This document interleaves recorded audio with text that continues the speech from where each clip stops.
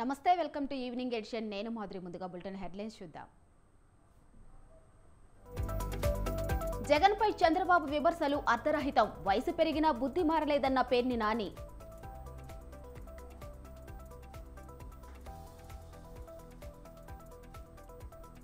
CM Jagan పై దాడి కేసులో Satish arrest కోర్టులో హాజరుపరిచిన పోలీసులు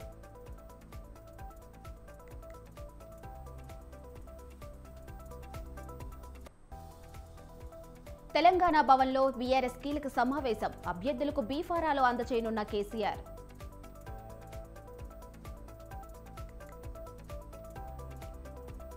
బెయిల్ కోసం మామిడి పండ్లు స్వీట్లు తింటున్నారు కేజ్రీవాల్పై ఈడీ ఆరోపణలు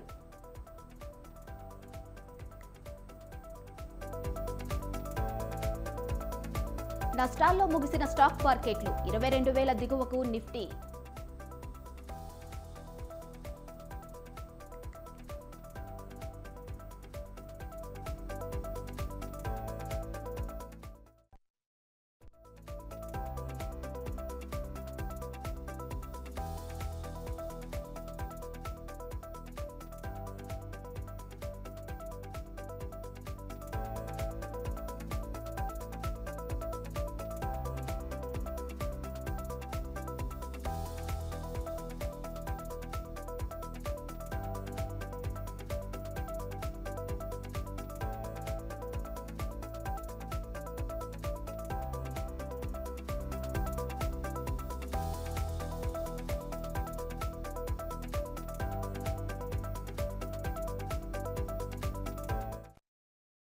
రైట్ బిగ్ బ్రేకింగ్ చూస్తున్నాం. సీఎం జగన్ పై రాయి దాడి కేసులో నిందితుడిని పోలీసులు అరెస్ట్ చేశారు. ఈ కేసులో A1 గా రాయితో దాడి చేసిన సతీష్, A2 గా దుర్గారావుపై కేసు నమోదైంది. దుర్గారావు చెబితేనే సతీష్ దాడి చేసినట్టు విచారణలో పోలీసులు గుర్తించారు. సిమెంట్ రాయి ముక్కతో బస్సుకు 20 అడుగుల దూరం నుంచి వివేకానంద స్కూల్ పక్కన రోడ్డుపై నుంచి సతీష్ దాడి చేసినట్టు తెలిసిందే. కాగా అరెస్టు చేసిన సతీష్ ను పోలీసులు విజయవాడ కోర్టులో ప్రవేశపెట్టారు. కాగా పోలీసులు 5 రోజుల క్రితమే సతీష్ ను అదుపులోకి తీసుకున్నారని నిందితుడి తరపు న్యాయవాది కోర్టులో వాదించారు. సతీష్ మైనర్ అని పేర్కొన్నారు.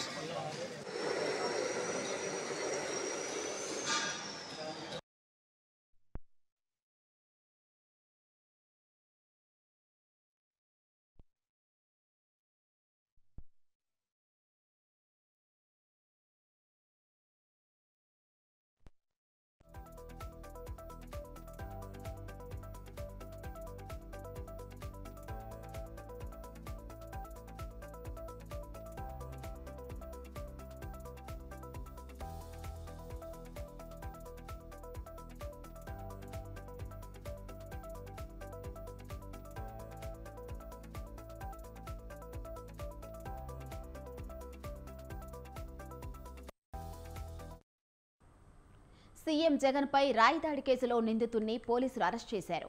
ఈ కేసులో A1 గా రాయితో దాడి చేసిన సతీష్, A2 గా దుర్గారావుపై కేసు నమోదైంది. దుర్గారావు చెబితేనే సతీష్ దాడి చేసినట్టు విచారణలో పోలీసులు గుర్తించారు. సిమెంట్ రాయి ముక్కతో బస్సుకు 20 అడుగుల దూరం నుంచి వివేకానంద స్కూల్ పక్కన రోడ్డుపై నుంచి సతీష్ దాడి చేసినట్లు తెలిసిందే. కాగా అరెస్టు చేసిన సతీష్ ను పోలీసులు విజయవాడ కోర్టులో ప్రవేశపెట్టారు. కాగా పోలీసులు 5 రోజుల క్రితమే సతీష్ ను అదుపులోకి తీసుకున్నారని నిందితుడి తరపు న్యాయవాది కోర్టులో వాదించారు. సతీష్ మైనర్ అని పేర్కొన్నారు.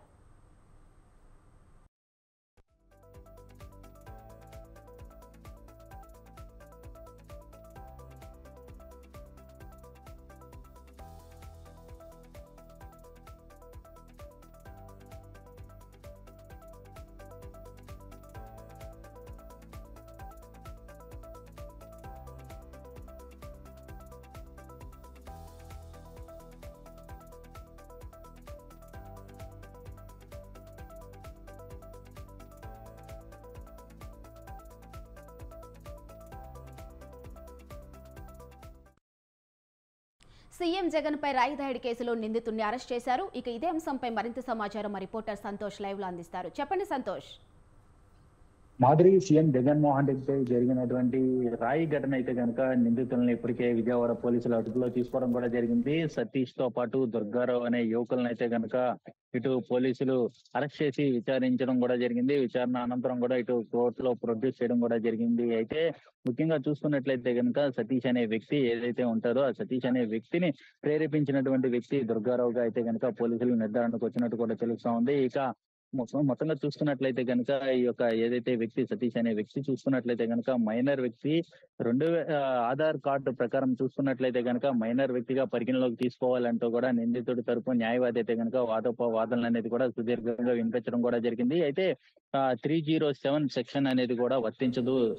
తనకు సంబంధించినటువంటి అంశం ఇది ఒక ఆధార్ కార్డు పరిగణలోకి తీసుకుంటే మాత్రం ఇది కావాలని చేసినటువంటి ఘటన కాదు, అంటే హత్యాయత్నం కాదు అంటూ కూడా ఇటు నిందితుడి తరపు న్యాయవాది చెప్తా ఉన్నారు. అయితే ముఖ్యంగా అది గాయపరచడం కూడా జరిగింది, అంతేగాని ఎక్కువగా హత్యాయత్నం చేయలేదు అంటూ కూడా గతంలో పరిగణలోకి తీసుకున్నటువంటి కేసులు ఏమైనా ఉన్నప్పటికీ కూడా అన్నింటిని కూడా 307 సెక్షన్ అనేది కూడా వర్తింప చేయలేదు అంటూ కూడా నిందితుడి తరపు న్యాయవాది అయితే వాదించడం కూడా జరుగుతుంది. ఇక పబ్లిక్ ప్రాసిక్యూటర్ చూసుకున్నట్లయితే కనుక నిందితుడు కావాలనే చేశారు, కుట్రపూరితంగానే కూడా ఇటు ఇందులో దాగి ఉంది అంటూ కూడా ఇటు పూర్తి స్థాయిలో అయితే కనుక వాదనలు వినిపించడం కూడా జరిగింది. నిందితుడికి అయితే కనుక జ్యుడిషియల్ రిమాండ్ తో పాటు 307 సెక్షన్ అనేది కూడా వర్తింప చేయాలంటూ కూడా కోరుతా ఉన్నారు. ఏదేమైనప్పటికీ మరికొద్ది సేపట్లో అయితే కనుక జ్యుడిషియల్ రిమాండ్ విధిస్తారా లేదా ఏంటి అన్న దానిపై అయితే కనుక తీవ్ర ఉత్కంఠ కొనసాగుతుందనే చెప్పుకోవాలి. మరోవైపు ఏదైతే నిందితుల తరపు కుటుంబ సభ్యులు అయితే కనుక తమ యొక్క ఆవేదన వ్యక్తం చేస్తున్న పరిస్థితులు కూడా కనబడతా ఉన్నాయి. అయితే కావాలని చేయలేదు అంటూ కూడా కావాలని విరికిస్తున్నారు ఇందులో అంటూ కూడా ఇటు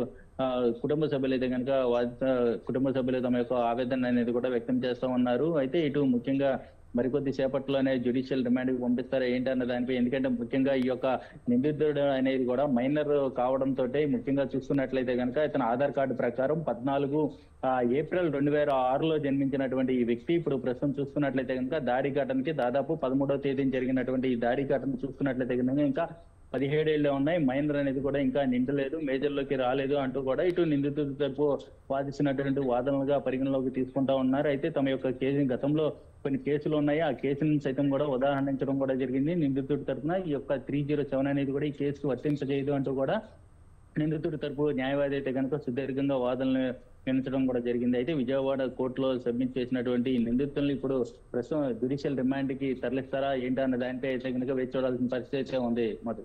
రైట్, థ్యాంక్ యూ సంతోష్.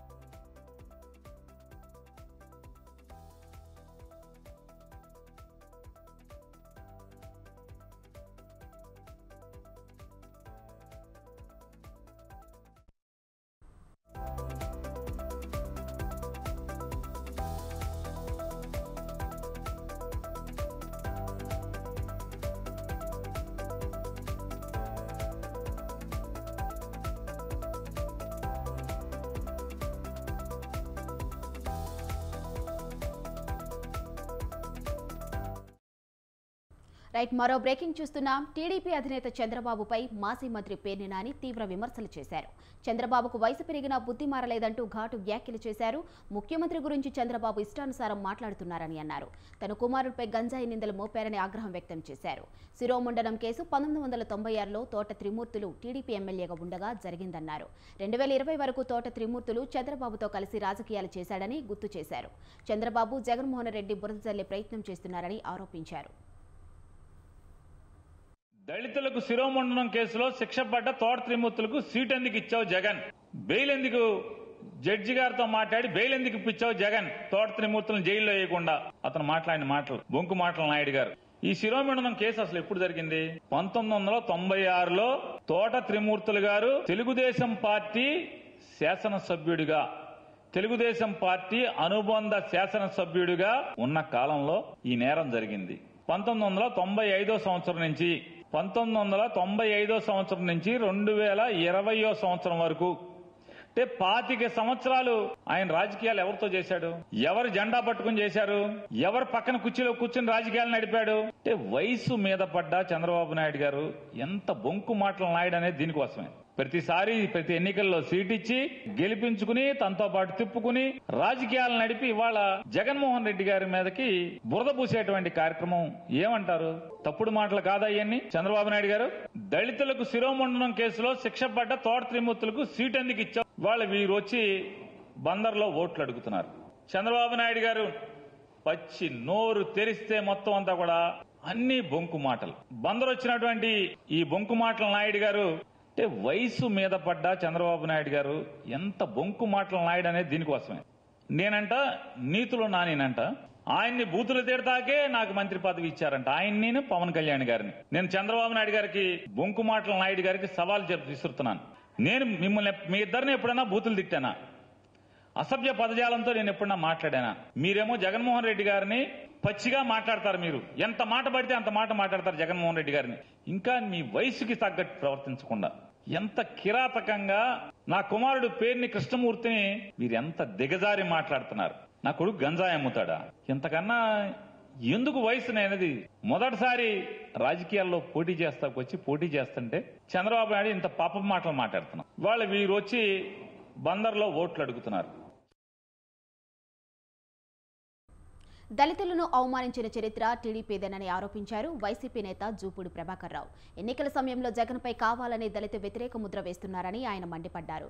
కొన్ని ఘటనల వల్ల దళితులకు అన్యాయం జరిగి ఉండవచ్చు, కానీ సామూహికంగా దళిత గ్రామాల మీద దాడి చేసిన చరిత్ర టీడీపీ నేతలదేనని చెప్పారు. దళితుల పక్షాన మాట్లాడడానికి చంద్రబాబు సహా టీడీపీ నేతలకు ఒక్కరోజు కూడా సమయం లేదా అని ప్రశ్నించారు. ఎన్నికల టైంలో జగన్పై కావాలనే బురద జల్లుతున్నారని జూపూడి ఆగ్రహం వ్యక్తం చేశారు. దళితులు మురిగ్గా ఉంటారు, దళితుల దగ్గర వాసన వస్తుంది. ఈడ పక్కన మేము కూర్చోలేకపోతా ఉన్న ఒక మంత్రి నీ పరిపాలనలో కాదా? జమ్మలమడుగు మంత్రి చంద్రబాబు నాయుడు ఏమన్నా అన్నాడా? ఇక్కడ పక్కనే ఉన్నటువంటి ఒక సీనియర్ నాయకుడు మాలామాదిలకు ఏం పనిరా గొడవలతోటి మేము తేల్చుకుంటాం కదా, రాజకీయాలు మీకెందుకురా? నీ మంత్రి కాదా? లేదా నీ దగ్గర సీనియర్ ఎమ్మెల్యే కాదా? పేర్లన్నీ చెప్పాలన్నా నేను? ఎక్కడికి వెళ్ళింది మీ గురిగింజ మచ్చ? ఈరోజు జగన్మోహన్ రెడ్డి గారి మీద విషయం కక్కడం కోసం మనిషిగా కొంతకాలమైనా ఉండటానికి ప్రయత్నం చేయి. కొన్ని ఘటనలు జరిగి ఉండవచ్చు, వ్యక్తిగతమైన అంశాలు కావచ్చు, కానీ సామూహికంగా గ్రామాల మీద దాడులు చేసినటువంటి నీ కులం జగన్మోహన్ రెడ్డి గారు ఓరకల్లా పెత్తందారులు ఒకవైపు, పేదలు ఒకవైపు, పేదల పక్షాన్ని నేనున్నా అని చెప్తున్నాడు. పెత్తందారి బడా బుజ్జువ మనస్తత్వాన్ని, పెట్టుబడిదారీ విధానాన్ని కాపు కాసి దళితుల పక్షాన మాట్లాడటానికి ఒక్కరోజు కూడా మీకు మనసు రాకుండా మీరు ఈ రోజు ఎన్నికల సమయంలో జగన్మోహన్ రెడ్డి గారు దళితుల వ్యతిరేకి, ఆయన చేతుల నిండా రక్తం అంటే నేను అడుగుతున్న మీ ఒళ్ళంతా దళితుల రక్తంతో నిండిపోలేదా? చంద్రబాబు నాయుడు గారు పరిపాలనలో దళితులు మురిగ్గా ఉంటారు, దళితుల దగ్గర వాసన వస్తుంది. ఈడ పక్కన మేము కూర్చోలేకపోతా ఉన్న ఒక మంత్రి నీ పరిపాలనలో కాదా? జమ్మలమడుగు మంత్రి చంద్రబాబు నాయుడు ఏమన్నా అన్నాడా?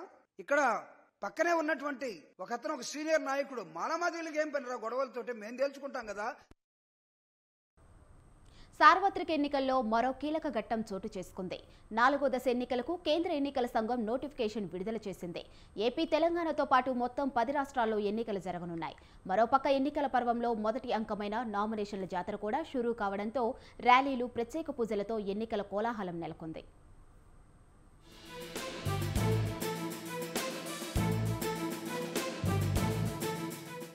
దేశంలో సార్వత్రిక ఎన్నికల కోలాహలం నెలకొంది. 4వ విడత ఎన్నికలకు నోటిఫికేషన్ విడుదల చేసింది ఈసీ. ఈ నోటిఫికేషన్ ప్రకారం ఏపీలో 25 పార్లమెంట్, 175 అసెంబ్లీ నియోజకవర్గాలకు, తెలంగాణలో 17 పార్లమెంట్, సికింద్రాబాద్ కంటోన్మెంట్ అసెంబ్లీకి ఉప ఎన్నిక జరగనుంది. మొత్తం 10 రాష్ట్రాల్లో 96 పార్లమెంట్ నియోజకవర్గాల్లో మే 13న పోలింగ్ జరగనుంది. ఏపీతో పాటు ఒడిశా, అరుణాచల్ ప్రదేశ్, సిక్కిం అసెంబ్లీ స్థానాలకు ఎన్నికలు జరగనున్నాయి. అలాగే తెలుగు రాష్ట్రాలతో పాటు బీహార్, జార్ఖండ్, మధ్యప్రదేశ్, మహారాష్ట్ర, ఒడిశా, ఉత్తరప్రదేశ్, సిక్కిం, పశ్చిమ బెంగాల్, జమ్మూ కాశ్మీర్ రాష్ట్రాల్లో మొత్తం 96 లోక్సభ స్థానాలకు 4వ దశలో ఎన్నికలు పూర్తి కానున్నాయి.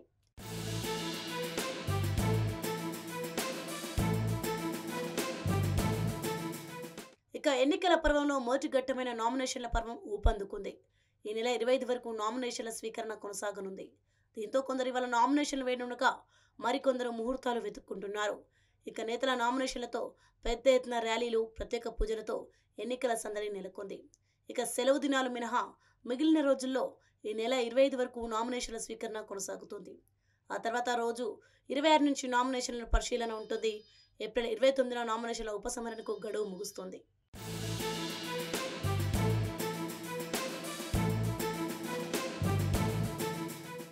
నామినేషన్ల ప్రక్రియకు అధికారులు అన్ని ఏర్పాట్లు పూర్తి చేశారు. అసెంబ్లీ లేదా లోక్సభ స్థానం రిటర్నింగ్ ఆఫీస్ కార్యాలయంలో ఉదయం 11 గంటల నుంచి మధ్యాహ్నం 3 వరకు నామినేషన్లు స్వీకరిస్తారు. ఒక అభ్యర్థి గరిష్టంగా 4 సెట్ల నామినేషన్లు వేయవచ్చు. ఒక అభ్యర్థి ఏదైనా 2 స్థానాల్లో మాత్రమే పోటీ చేసే అవకాశం ఉంది. ఎంపీ అభ్యర్థి అయితే ఫారం 2A, ఎమ్మెల్యే అభ్యర్థి అయితే ఫారం 2B ఉపయోగించాల్సి ఉంటుంది. ఇక లోక్సభకు పోటీ చేసే అభ్యర్థులు 25,000 రూపాయలు, అసెంబ్లీకి పోటీ చేసే అభ్యర్థులు 10,000 ధరావత్ చెల్లించాల్సి ఉంటుంది. ఎస్సీ, ఎస్టీ అభ్యర్థులు ఇందులో 50% చెల్లిస్తే సరిపోతుంది. నామినేషన్ల ప్రక్రియను పూర్తిగా రికార్డు చేసేందుకు నామినేషన్లు స్వీకరించే గదిలో అభ్యర్థులు ప్రవేశించే ద్వారాల వద్ద సీసీ కెమెరాలను ఏర్పాటు చేశారు. ఎన్నికల కోడ్ అమలులో భాగంగా అభ్యర్థుల ఊరేగింపులను, నామినేషన్ల దాఖలు ప్రక్రియను వీడియో రికార్డింగ్ చేయనున్నారు. ఇక నామినేషన్ల ప్రక్రియ పూర్తవగానే మే 13న పోలింగ్ జరగనుండగా జూన్ 4న ఓట్ల లెక్కింపు ఉంటుంది. ఫలితాల విడుదలతో బరిలో నిలిచిన అభ్యర్థుల భవితవ్యం తేలిపోతోంది.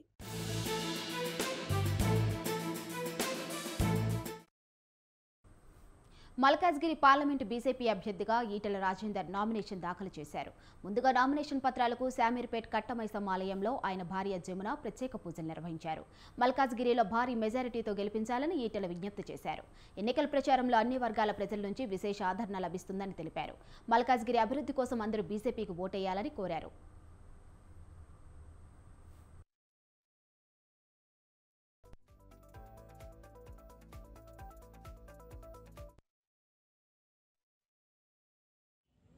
మేము ప్రజల మధ్యలో తిరుగుతున్నప్పుడు మాకు స్పృశించేటువంటి ఒకే ఒక అంశం, ఈ దఫా ఎన్నికలు ఒక ప్రత్యేకమైన వాతావరణంలో ఎన్నడూ రాజకీయాలు ఇష్టపడని వాళ్ళు, పార్టీలు అంటే కూడా ఇష్టపడని వాళ్ళు, ఓట్లల్లో పాల్గొనని వాళ్ళు కూడా ఈసారి మాత్రం ఓట్లు వేయాల్సిందే. ఫిరేక్ బార్ మోడీ సర్కార్ అబ్కీ బార్ 400 పార్ ఈ నినాదాలతో ఇవాళ కదులుతూ ఉన్నారు. ఎక్కడిపైనా భారతీయ జనతా పార్టీ ప్రచారంలో భాగంగా మేము ఎక్కడిపోయినా కూడా టాప్ నుంచి మొదలుపెట్టి కింది స్థాయి వరకు అందరికందరూ ఒకటే అంటున్నారు, అయ్యా 10 సంవత్సరాల కాలంలో మోడీ గారి పరిపాలన చూసిన తర్వాత మళ్ళీ మోడీ గారే ఈ దేశానికి ప్రధానమంత్రి కావాలని చెప్పి కోరుకుంటా ఉన్నాం. గత 50 రోజులుగా మేము ప్రజల మధ్యలో తిరుగుతున్నప్పుడు మాకు స్పృశించేటువంటి ఒకే ఒక అంశం, ఈ దఫా ఎన్నికలు ఒక ప్రత్యేకమైన వాతావరణంలో. తెలంగాణలో ప్రచారాలు జోరుగా సాగుతున్నాయి. కంటోన్మెంట్ నియోజకవర్గంలో కాంగ్రెస్ అభ్యర్థి శ్రీ గణేష్ ఎన్నికల ప్రచారం నిర్వహించారు. తనకు ఓటు వేసి భారీ మెజారిటీతో గెలిపించాలని విజ్ఞప్తి చేశారు. తమను గెలిపిస్తే నియోజకవర్గంలో ఉన్న సమస్యలను వెంటనే పరిష్కరిస్తానని హామీ ఇచ్చారు. గత బీఆర్ఎస్ హయాంలో సమస్యను పట్టించుకోలేదని, బీజేపీ కార్పొరేటర్ అయినప్పటికీ డ్రైనేజ్ సమస్య తీర్చలేదని ఆయన ఆరోపించారు. భాగంగా రెజిమెంటల్ బజార్ మొత్తము పాదయాత్ర చేస్తున్నాం. ఇంటింటికి వెళ్ళి వాళ్ళని ఓటు అడగడము, వారికి కాంగ్రెస్ పార్టీ 6 గ్యారంటీల గురించి, పథకాలు ఏవైతే ఉన్నాయో ప్రతి విషయాన్ని మేము వారికి వివరిస్తూ, వారికి వచ్చిన 3-4 నెలలనే 4-5 గ్యారంటీలు ఏదైతే ఎలక్షన్ ముందు హామీలు ఇచ్చారో అన్నీ నెరవేరుతున్నాయి. ఇప్పుడు ఎలక్షన్ కోడ్ కాబట్టి 1-2 అయిపోయింది. ఎలక్షన్ కోడ్ తర్వాత, ఎలక్షన్ తర్వాత జూన్ 4 తారీఖు తర్వాత మిగతా పథకాలు కూడా అమలవుతాయి. మీరందరూ కాంగ్రెస్ పార్టీకి ఓటు వేయాలా. పార్టీ గవర్నమెంట్ ఉంది కాబట్టి మన పథకాలన్నీ ప్రతి ఒక్కరికి అందాలన్నా, ఇక్కడ కాంగ్రెస్ పార్టీ వ్యక్తి గెలిస్తే, మా శ్రీ గణేష్ గెలిస్తే, మాలో మా సమస్యలు తెలిసిన వాడు గెలిస్తే, మా అవసరాలు వారికి అన్నీ తెలుసు కాబట్టి వారికి అవకాశం ఇస్తే బాగా బ్రహ్మాండంగా డెవలప్మెంట్ అవుతాయి, శాశ్వతంగా ఈ సమస్యలని పరిష్కారం అవుతుంది అనేసి అందరూ కాంగ్రెస్కి బ్రహ్మరథం పట్టి అందరూ కాంగ్రెస్ పార్టీ అభ్యర్థులైన నన్ను, మా సునీతా మహేందర్ రెడ్డి గారిని ఆశీర్వదిస్తున్నారు. అందరికీ నమస్కారం. ఈరోజు ప్రచారంలో భాగంగా రెజిమెంటల్ బజార్ మొత్తము పాదయాత్ర చేస్తున్నాం. ఇంటింటికి వెళ్ళి వాళ్ళని ఓటు అడగడము, వారికి కాంగ్రెస్ పార్టీ 6 గ్యారంటీల గురించి, పథకాలు ఏవైతే ఉన్నాయో ప్రతి విషయాన్ని మేము వారికి వివరిస్తూ, వారికి వచ్చిన 3-4 నెలలనే 4-5 గ్యారంటీలు ఏదైతే ఎలక్షన్ ముందు హామీలు ఇచ్చారో అన్నీ నెరవేరుతున్నాయి. ఇప్పుడు ఎలక్షన్ కోడ్ కాబట్టి 1-2 అయిపోయింది. ఎలక్షన్ కోడ్ తర్వాత, ఎలక్షన్ తర్వాత జూన్ 4 తారీఖు తర్వాత మిగతా పథకాలు కూడా అమలవుతాయి. మీరందరూ కాంగ్రెస్ పార్టీకి ఓటేయాలా, పార్టీ గవర్నమెంట్ ఉంది కాబట్టి మన పథకాలన్నీ ప్రతి ఒక్కరికి అందాలన్నా ఇక్కడ కాంగ్రెస్ పార్టీ వ్యక్తి గెలిస్తే, మా శ్రీ గణేష్ గెలిస్తే, మాలో మా సమస్యలు తెలిసిన వాడు గెలిస్తే, మా అవసరాలు వారికి అన్ని తెలుసు కాబట్టి వారికి అవకాశం ఇస్తే. ఇవి ఈవినింగ్ ఎడిషన్ అప్డేట్స్. చూస్తూనే ఉండండి స్వతంత్ర.